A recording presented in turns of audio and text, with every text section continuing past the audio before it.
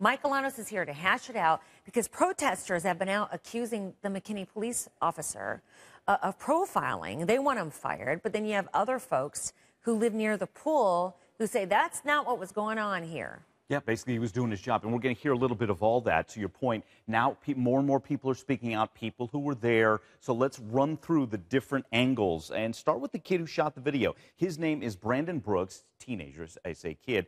Now, his take is this, that the officer indeed in question seemed to be racially profiling. Here's Brandon Brooks. I was one of the only white people in the area when that was happening, and you can see in part of the video where he tells us to sit down, and he kind of like skips over me and tells all my African American friends to go sit down. Okay, that is one angle. Again, that is the young teenager who shot the video. Another teen at the party, a little different assessment. Here he is. I think that the officer was wrong on his case. He was right for being there, but he could have handled his situation so much better than he did. Not saying that it's a racial thing. I'm not saying that it's a black or white. It's just he could have handled it so much better by just coming to us as young adults and speaking to us in a calmly manner.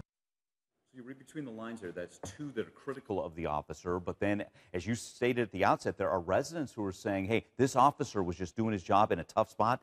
Here's one resident. I think he deserves a medal for what he did.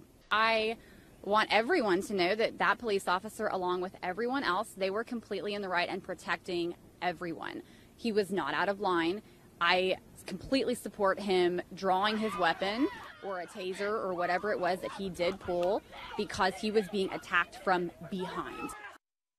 And there you go. Support for that officer, whose name, by the way, is Eric Casebold. He's on administrative leave while this is being investigated. He's been with the force for about 10 years. One other note, 2008, he and other officers were sued for excessive force, and the term was racial hostility, but that case was dismissed. So that's a little bit of the background of the officer in question here, Robin. If you have thoughts on this, you can always tweet me at Mike Alanos, HLN. All right, thank you.